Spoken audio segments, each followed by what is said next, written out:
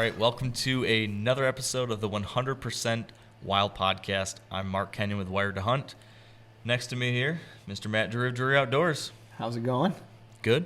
All right, we're knocking these podcasts out today. We are knocking them out. It's still good to be here. We got refueled with some Jimmy Johns. We did. And we're ready for another good episode. So I'm excited about this episode because, you know, through the years as I've grown up in Drury Outdoors and I've always heard all these names, and one of the names that I've heard from the very beginning really was a guy by the name of Dan Perez. And I've come to know him as a friend later in life as I've worked with Drury Outdoors here. But Dan, I've always heard Mark and Terry say such good things about him. A consummate professional, a good friend, a man of faith, and a big buck killer.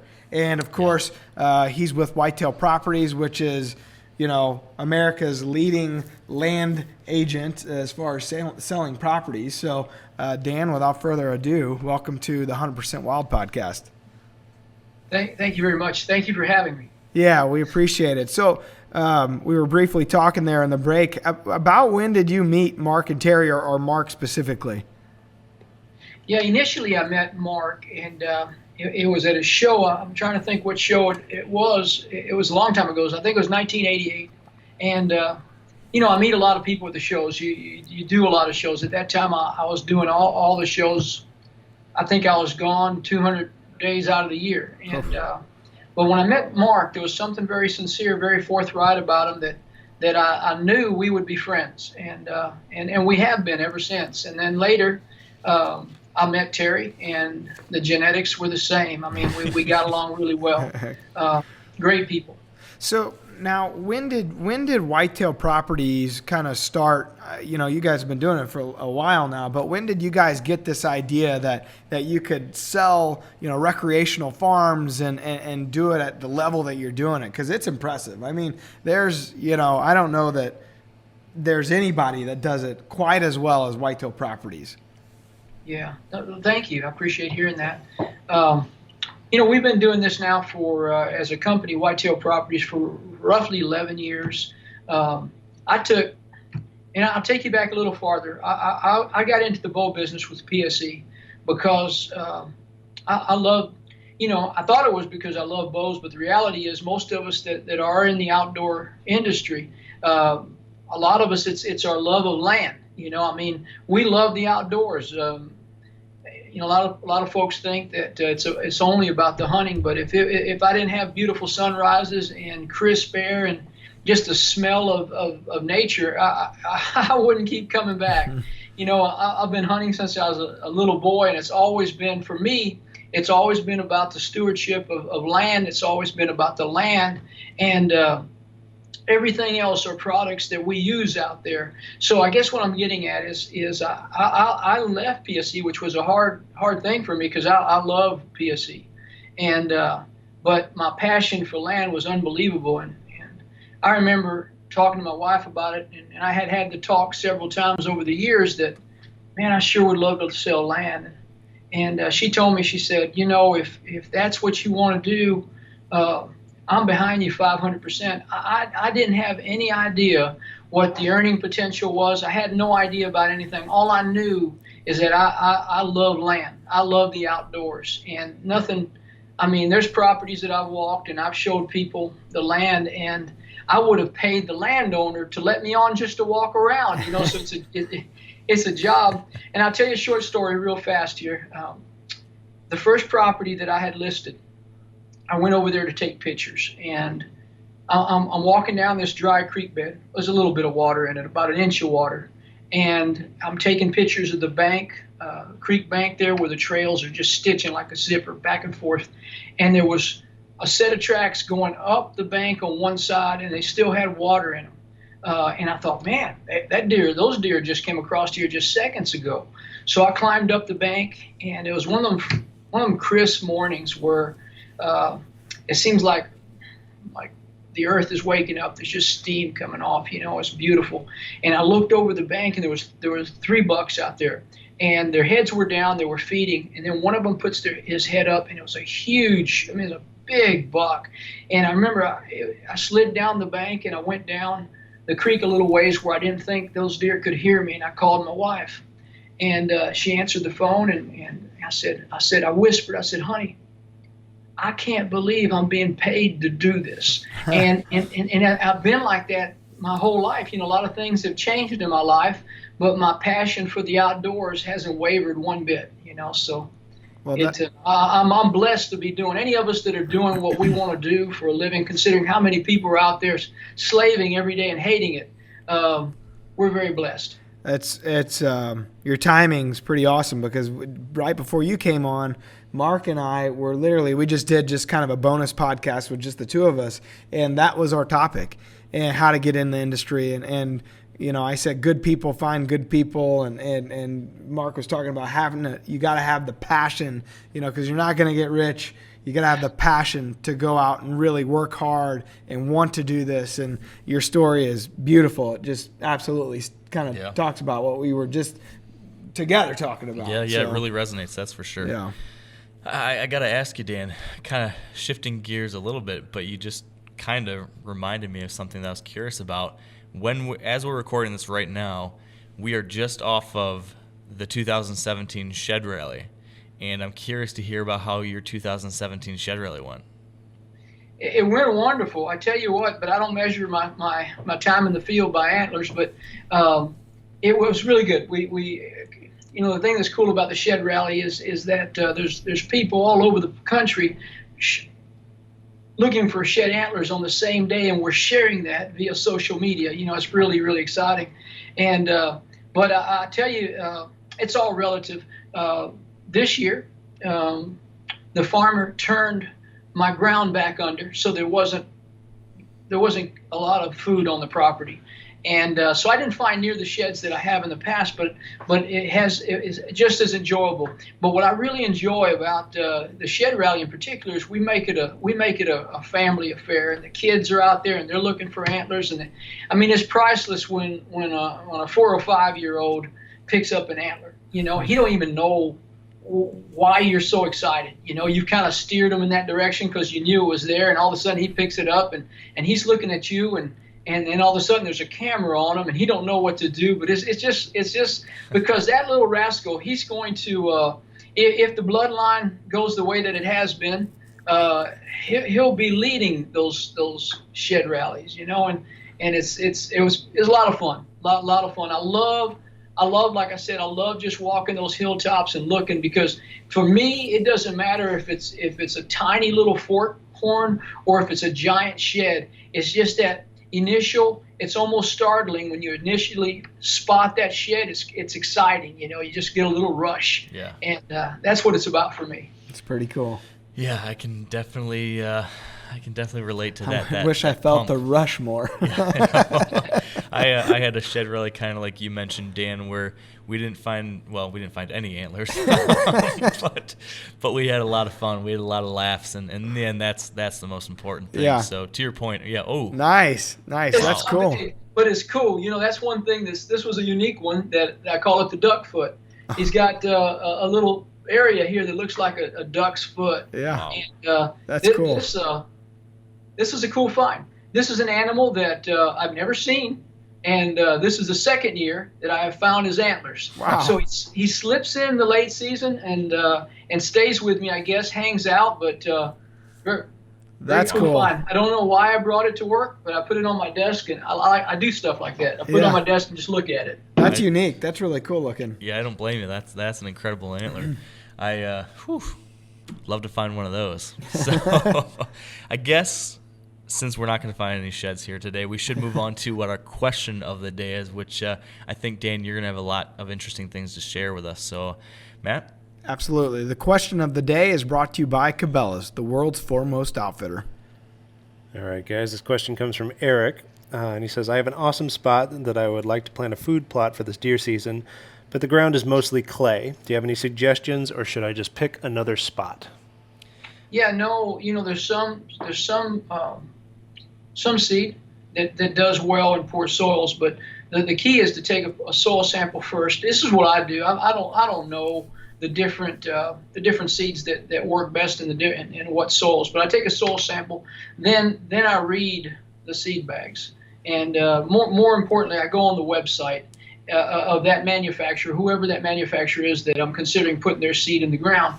And I study. You know, some of them require a higher pH. They require more fertility, and some of them you could spread them anywhere, and they'll grow. You know, some of them require that you work the ground a little more. Some of them don't. So that's what I key on. Is as soon as when I figure out what that soil type is, then I try to find if it's that special spot, that secret spot where you know you're going to ambush a buck. I'm not going to look for somewhere else. I'm gonna find something else that'll work right there. You know, that would be my plan. Okay, and can you?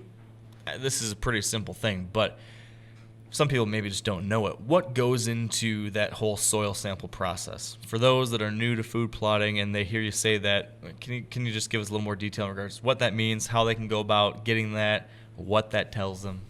You bet. Over here, for example, the Farm Bureau, they'll give me the bags to identify on the bag where that soil came from, what on the farm, and then they'll give me a tool that's it's like a plug. You put it in the ground and it pulls out a plug of soil, and you simply put that in the bag, identify it, and zip that bag. Depending on how large your food plot is, you may have several from that same food plot, and then I take them to the Farm Bureau. They send it out to the lab. It comes back and tells me what it consists of, and then I match those soils with what the pH is, all the information on that lab test with what I can plant in that soil. Do you have any favorite food plots? I know it's so dependent on different situations and stuff, but on your main properties there where you're hunting, what does your food plot forage kind of regiment look like right now? How do you have that broken up on your farms? Yep. Here's what I do, and it makes it easy to maintain the soil by doing this. And I don't want to name any particular brands that I use, other than I'll take a food plot. I do this often. Half of it will be cereal grains, okay, and the other half will be brassicas, mixture of radishes, turnips, what have you. And then the next season I rotate them. That's what I do. So the brassicas are complementary to the cereal grains as far as nourishing the soil for them, and vice versa. So that makes it real easy, and it gives there's something about variety. You know, it gives them a little bit of early season. They may be on the cereal grains as it turns later into the season. They may be more on the brassicas. This works out very good, and I've had some cases where they're on the brassicas right away early. It just depends on the location, the situation. I think a lot of it probably depends on the soils as well. What that plant is bringing up through the roots into the actual turnip or radish, what that tastes how that tastes at that time of the year varies depending on the soil as well. So there's all kinds of variables, but I like to rotate my cereal grains and my brassicas every year. Now, I also like a solid staple that's there year round, because I believe that you shouldn't just depend on attracting the animals in the fall when you want them. You've got to have a deer herd that you maintain year round. You know, I want that fawn to eat and grow up on that property and that I'm hunting, whether I'm leasing ground or whether I own the ground. I don't want them to leave. I don't want them, or I don't want to just attract deer in the fall. I want to hold them. So I always have clover's my best. I love clover for holding deer on the property year round. So if you had to pick one, type as far as a killing plot, maybe it's a little hidey-hole plot and tucked in the timber somewhere, what would you have in that killing plot? Would it be a clover? Would it be a brassica? What do you think? Yeah, that's a good question. I think that little killing plot. Okay, let's say it depends a lot too on the population, how many deer you have there per square mile. Brassicas can go fast because they don't regenerate, so that bothers me a little bit. But my favorite for an attractant that is good early and it's good late is for a secret spot, like you just talked about, turnips and oats. I love oats. I put a lot of oats out there and turnips, and so I've got something that that'll hold them either way and attract them as well. I'd say if there was one mix, that would probably be it. Very good. Yeah, it's funny you mentioned that. That's basically the exact same thing that I run on my food plots. And to your point, I split it just like you mentioned. Half is cereal grains, half is brassicas. So I plant half in oats and half in those winter greens. And like you said, flip-flop them. And to your point, it's very attractive, but at different parts of the season. So you've got those oats that are pulling deer in. They're very palatable in the early season. And then as those colder temperatures come through and you start getting those frosts, then those brassicas start getting those sugars and they become very attractive. And so what's neat about that is that you do keep that consistent deer attraction throughout the entire season so that you can pattern deer, and it's a season-long thing. It's not, I think there can be benefits to shifting food plots throughout a property. So maybe you have a great early season spot in the north side of your property, and there could be a great spot on the south or the late. But I found it pretty valuable on a small property like I have to have it consistent that throughout an entire season I know that they'll be zoning in or keying in on this spot, and I can plan for that the entire year. And then, like you said, next season, flip them around. That's worked well. And Mark, you said it so much better than I could say it. Well, That's why he's on the podcast. He's a wordsmith. I don't know about that. While we're talking about the specifics of food plots, Dan, I'm just kind of curious to hear about some of your thoughts on the shape and size of food plots that you're planning. Do you have any thoughts on that? I mean, do you usually just plant whatever the open area is you have on a property, or do you try to actually design these plots to facilitate some kind of movement or to give yourself a better chance at a shot or anything like that? Yes. A couple of things go into it because I could put a plot almost anywhere that I want. If I want it in the timber, I could go in there and I could uproot some trees and I'll open a spot. If it's a cove that comes into the field, that's very common. I could, like if you have agriculture and there'll be a little cove that comes into the timber. I like those situations. I could utilize that, but I could put a food plot about anywhere. But what's important to me, number one, is that I could approach that food plot with the right wind. If I can't get in and out of there depending on the prevailing wind, it's in a bad spot. If I can't set up an ambush, it's in the wrong spot. I want to be as effective as I can be. And the good thing about food plots is that they attract a lot of deer. And the bad thing about food plots is that they attract a lot of deer. It isn't like you're going to get an opportunity at that one buck that's coming through and nothing else is going to catch you. Food plots are kind of a little more difficult to hunt in a lot of cases. Very often I don't hunt the food plot itself. I try to hunt the deer coming in and out of the food plot in the timber, pinch points, etc.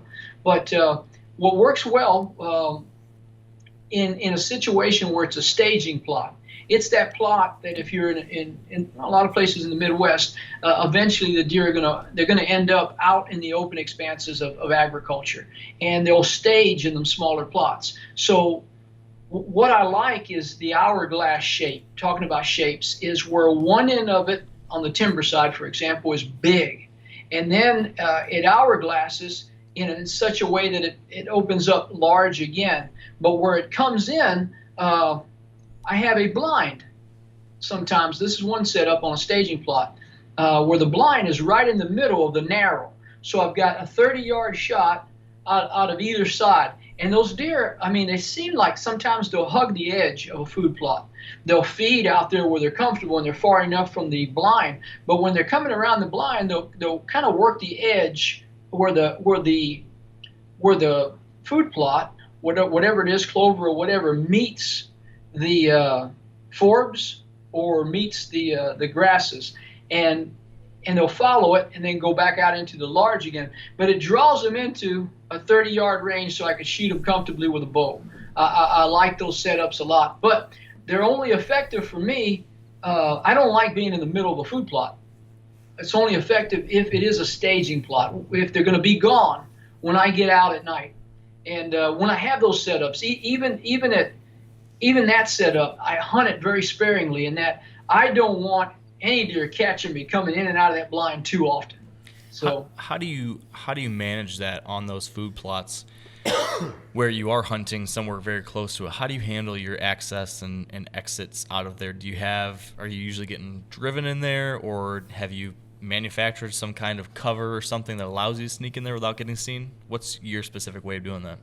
yes, both. And so if I'm hunting the middle of the plot like that, a lot of the food plots in the Midwest, they tend to crown.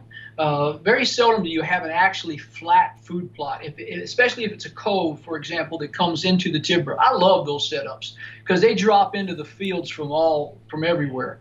But if it's a staging plot, well, I don't get out of that blind till those deer are way out into the open field, and they're not going to catch me. But what I do is immediately when I get out of that blind, I drop to the low side of that field and I follow that timber edge. And they can't see me. I mean, in those particular cases. But what I like a lot if I'm hunting a food plot is to have a setup where I'm in the fence row. I like to be in a really brushy fence row. 2 years ago, I cut out the fence and I put my blind right in the fence itself, and I've got trees that are laying over the top of it and across it, and then on one side of the blind, the food plot side of the blind, I covered it up. So when I'm coming down the ladder, they can't see me. But literally, I could slip into my blind with deer in the food plot and climb up there and get in the blind with a deer 20, 25, 30 yards away. They won't even know I was there. So when I leave in the evening on that setup, they won't see me go. They won't see me come down the ladder, and they won't know I was ever in the blind. But that particular setup I call the gap.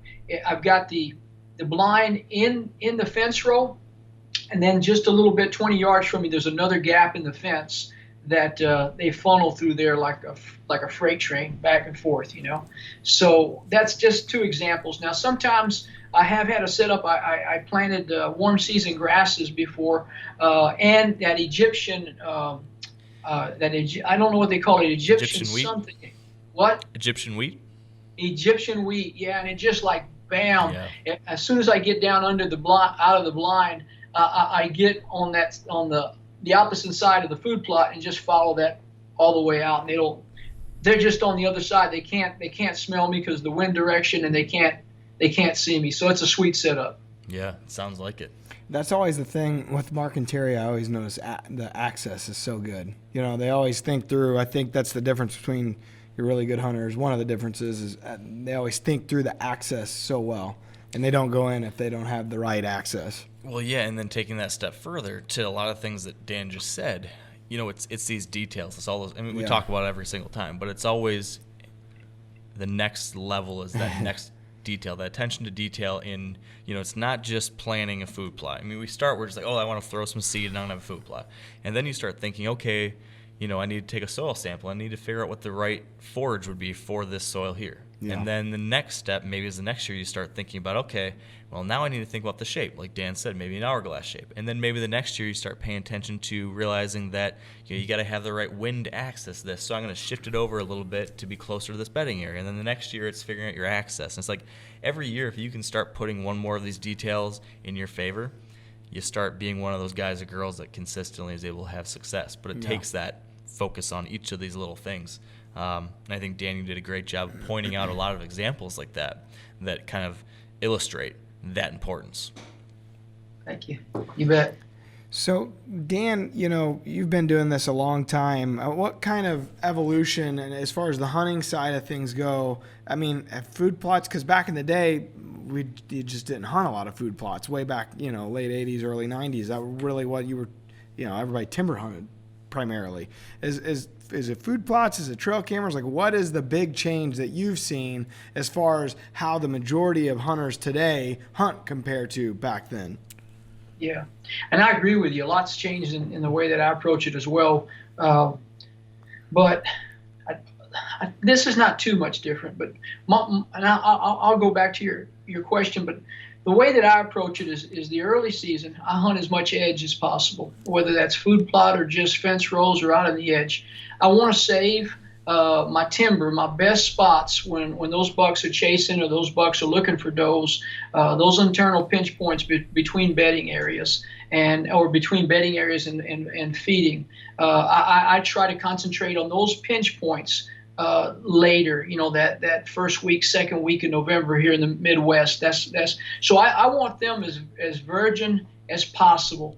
So I hunt the outsides. I hunt the food plots, I hunt the fence roads, I hunt the edge before I move in. Now, the cameras have been crazy. I mean, nowadays, God, you could have it sent to your phone right from the camera, so within minutes you could be in camp and say, "Holy cow, that buck just walked by camera number 3," and then just take off to be at camera number 2. Now, I've never done that, but I could see where that can happen. They're awesome. And the other thing that they do, I killed a buck this year. I called him 4 out because his G4's dished out. And cool buck, and he's an old buck, and he's been on the farm for a long time. I lost him at one point. In other words, like he's a 3-year-old. I saw him, great buck. 4-year-old, great buck. And I thought, man, when he turns 5, I'm going to do everything I can to harvest this animal. He's going to be really good. Now, year 5, he disappeared. He wasn't on the farm, and here in the last few years, there's been a lot about EHD and he left. He disappeared off the cameras about that time, and I thought, well, so much for 4 out. It was had a good experience with him over the years, and so I'm hunting. It's year 6. I'm hunting and on different parts of the farm, and whenever possible, I pull cards. SD cards from my various cameras, and I try to do it in a way that's the least intrusive. In other words, 2 are from a stand or a blind. I'll pull a card and replace it, and bam, out of nowhere, I think it was November 2nd, 4 out shows up on the property, and I'm like, holy cow! I got really excited about it.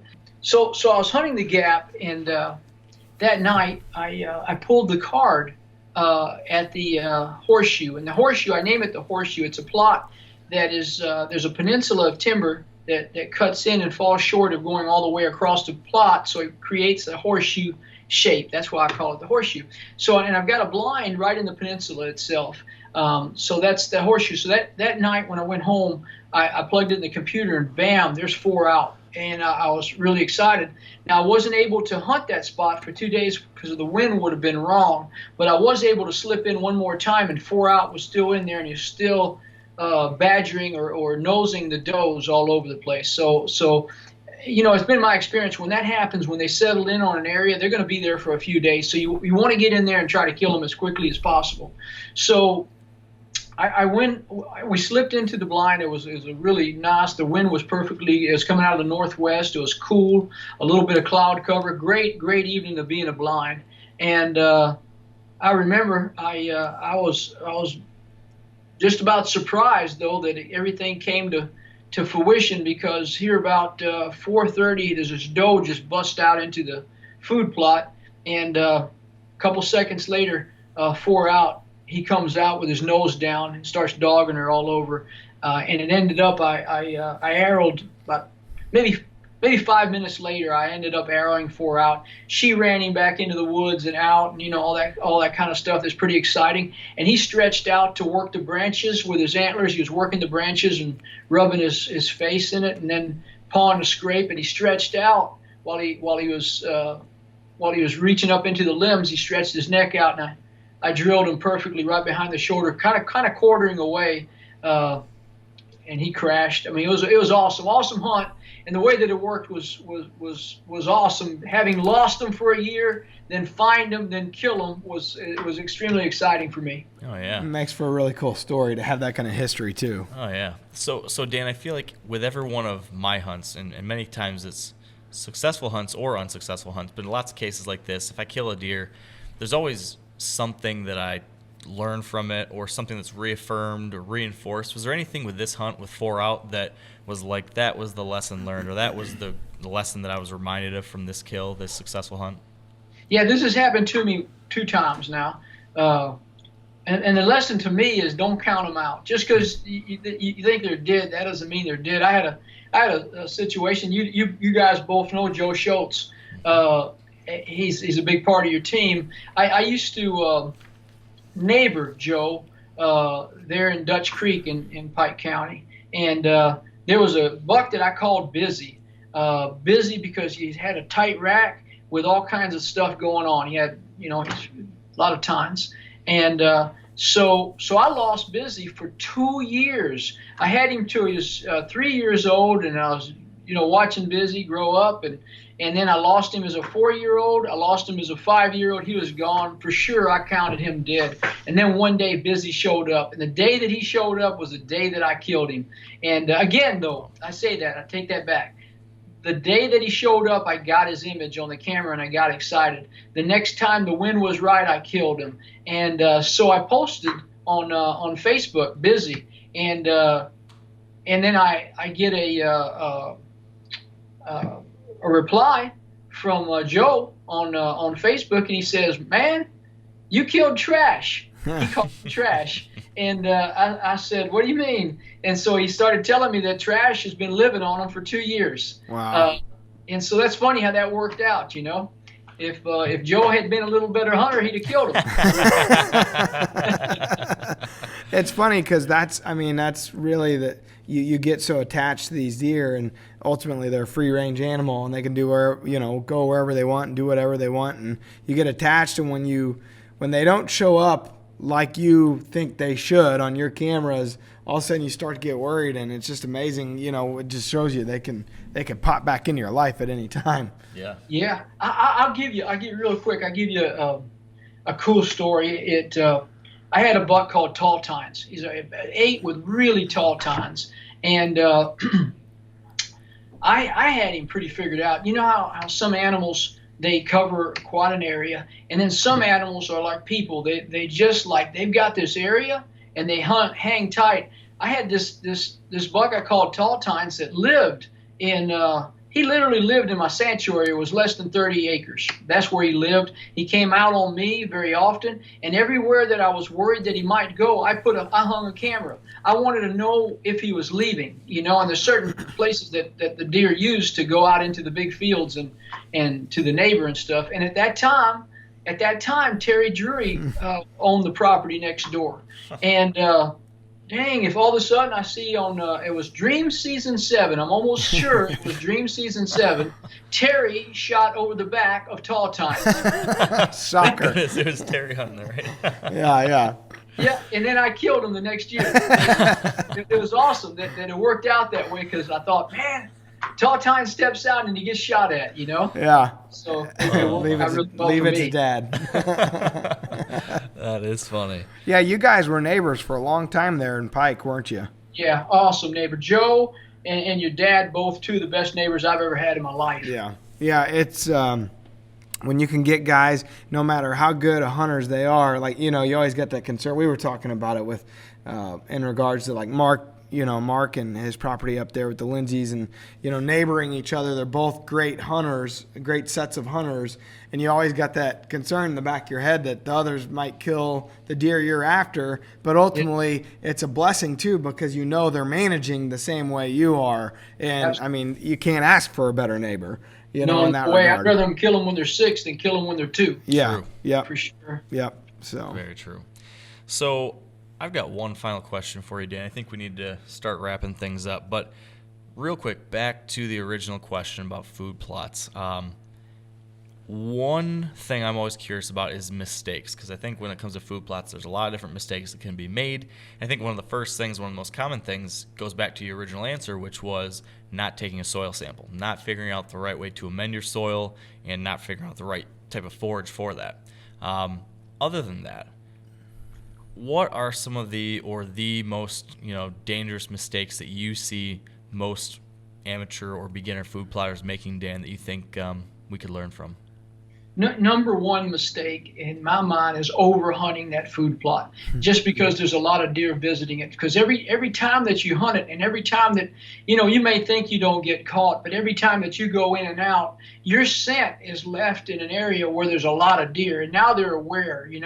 It's And that's, to me, that's the number one. Number two is hunting it. It's their favorite spot, so they hunt it regardless of the wind direction, regardless of the conditions. And that's like the second worst thing that you could ever do. If the conditions are wrong, don't hunt it. You know, less is more. A lot of times people, I mean, I understand. I mean, there was a time that it wasn't about when I hunt, it's when I'm not working, I'm hunting, you know. I understand that. But very often, you reduce your chances of killing an animal by hunting too much than hunting less. If you choose your times, your days, your weather, and all that stuff just right, you will be more successful. And that's, to me, is a big deal.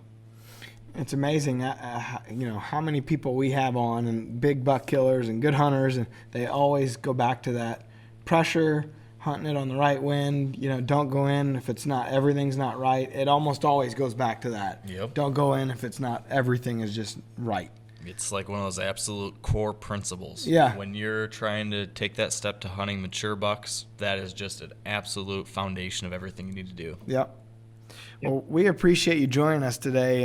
It's always nice to talk to you, and I mean, your resume speaks for itself. Yeah. Thank you so much, Dan, for sharing this with us. I thought we were going to talk all day. I didn't know that we were done. I'm just joking with you guys. It's awesome. I enjoyed it very much. That's the thing about these podcasts. Like, we get rolling, and the producers have to give us signs of wrapping us up because we could talk all day. And I We'll think just keep on John. that's the fun part about it. When you get to talking about hunting like this, I mean, you could go on and on and on. And it's just like you're sitting around, you know, the shop with some of your buddies, right? Stuff we love to talk about. You So, bet. Sometime, if you'll have me on, I would love to talk to you guys about land ownership. I would, because there's a lot of people out there that do not believe that they could own a piece of heaven. They don't think it's possible financially. And I love to talk about that sometime. Let's do it the next well, podcast. maybe we'll do that right now, Dan. Well, before that, though, really quickly, we'll wrap this episode up. Yep. And just a reminder for our listeners and viewers, if you'd like to submit a question of your own for a future episode, you can go to wiredtohunt.com/100%wild. And if you'd like to subscribe to get this audio version of the podcast on your phone or your tablet or in your car, you can go to iTunes or Stitcher or Google Play, and you'll be able to find all that good stuff there. And as always, you can find the video version of this podcast on the Drury Outdoors YouTube page. And, you know, while you're there, check out all the new DoD TV episodes. Find us on social at the usual suspects, Facebook, Twitter, Instagram. And as always, you can check us out on DruryOutdoors.com. Thanks so much, everyone, for joining us. Peace.